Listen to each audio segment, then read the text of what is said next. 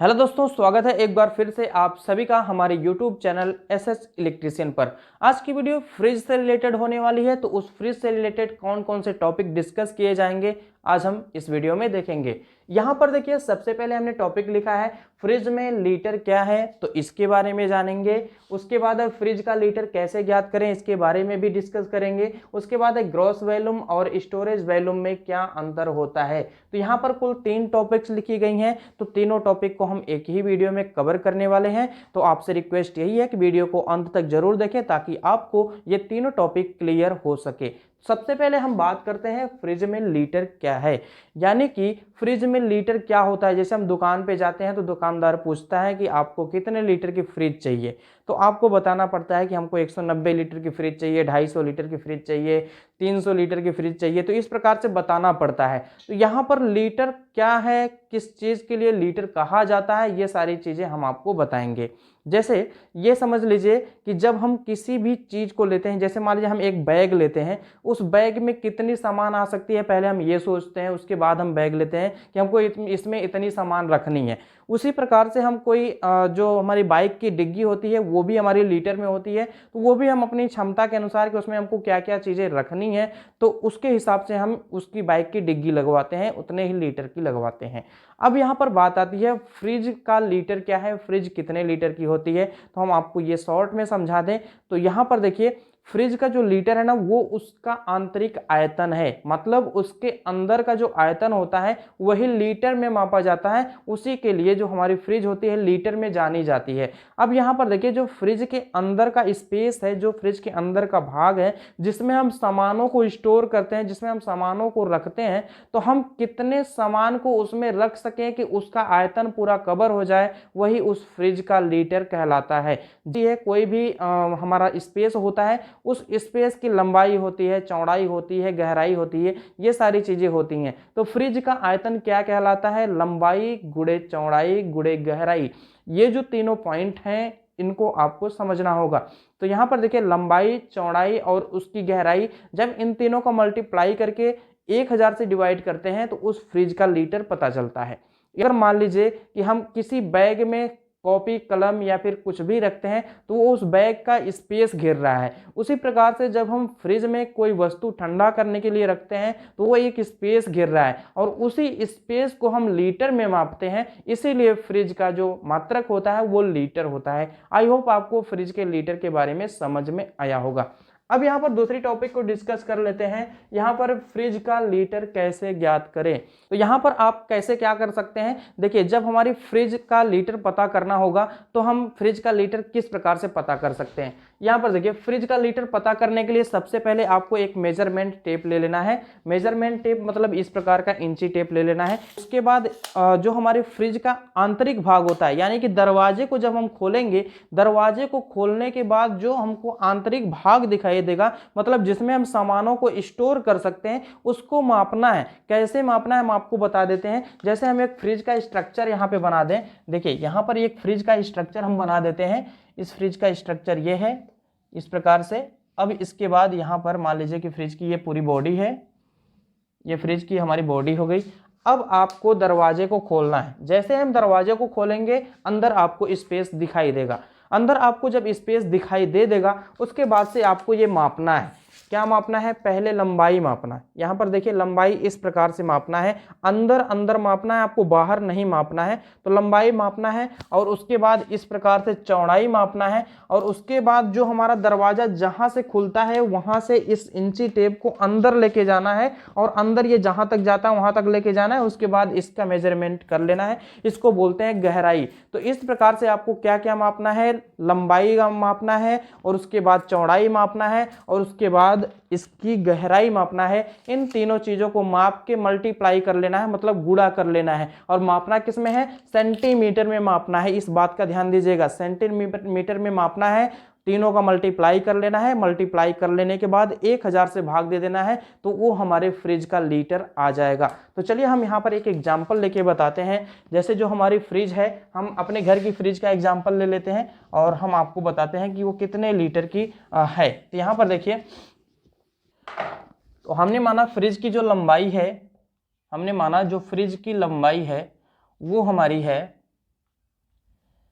110 centimetre की, fridge की लंबाई है 110 सेंटीमीटर, और उसकी जो चौड़ाई है, चौड़ाई को भी हम लिख लेते हैं, उसकी चौड़ाई हमारी है 47 सेंटीमीटर, 47 सेंटीमीटर।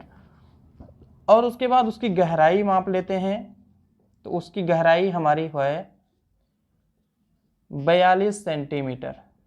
तो इस प्रकार से हम तीनों को माप लेंगे, और तीनों को मापने के बाद अब हम इसका कैलकुलेशन करेंगे, मतलब मल्टीप्लाई करेंगे। अब हमारे पास देखिए लंबाई, चौड़ाई और गहराई आ गई, तो आप एक घन का आयतन माप रहे हैं, मतलब कि फ्रिज का जो आंतरिक भाग है उसको घन के आयतन में मापा जाएगा, घन के आयतन के हिसाब से मापा जाएगा। तो यहाँ पर घन के आयतन का फार्मूला होता है, घन का आयतन, घन का आयतन का फार्मूला होता है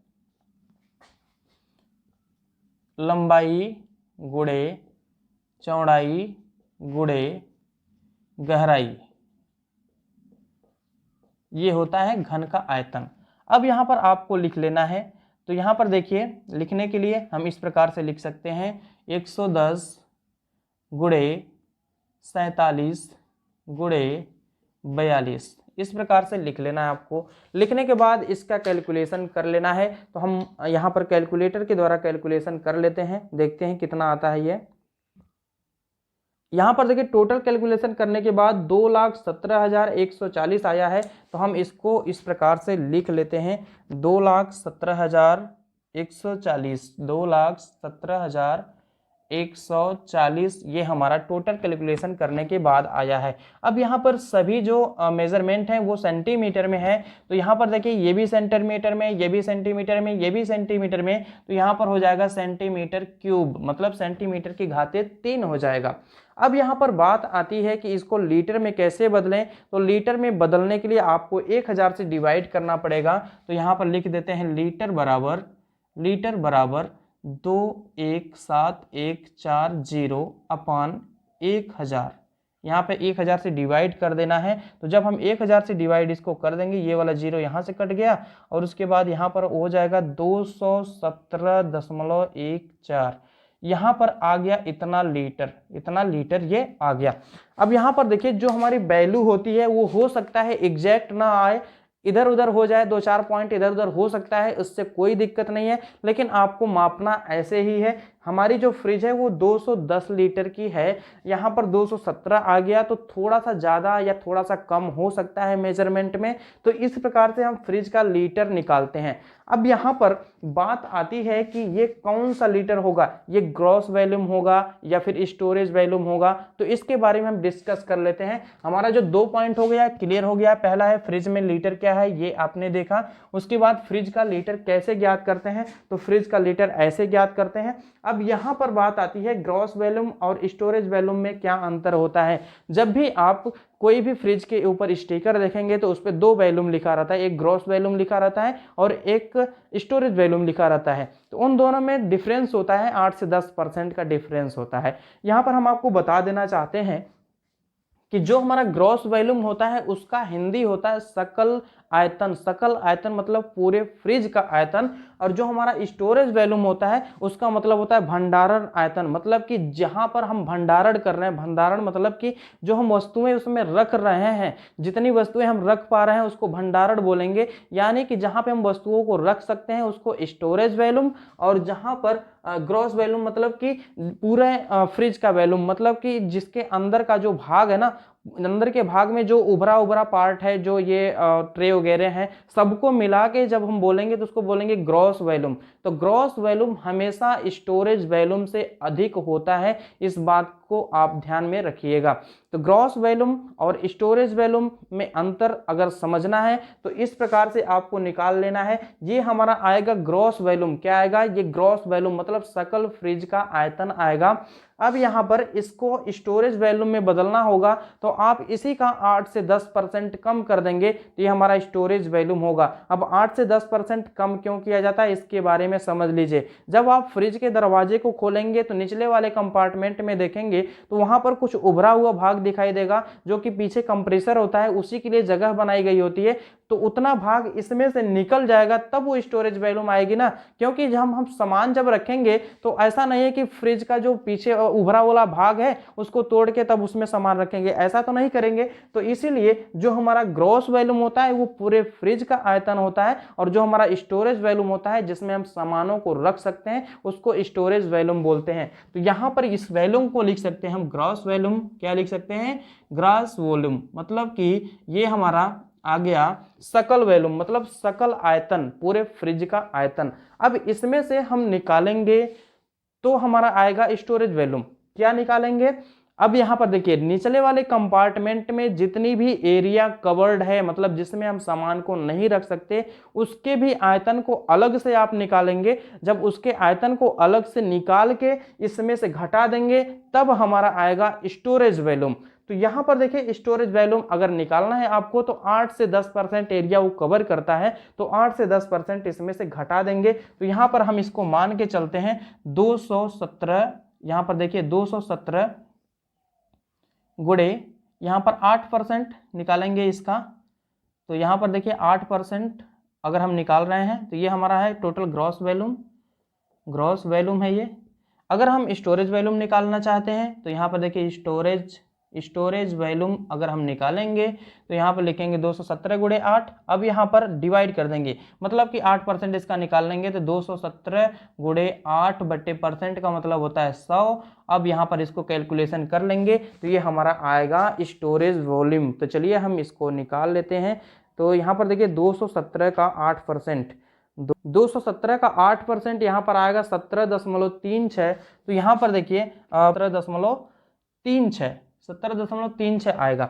अब यहाँ पर आपको करना क्या है कि जो हमारा 217 आया है तो ग्रॉस वॉल्यूम आया है, उसमें से हमने 8% को निकाल दिया तो 17 हमने निकाल दिया। तो यहाँ पर हमारा स्टोरेज वॉल्यूम बचा। स्टोरेज वॉल्यूम बराबर ग्रॉस वॉल्यूम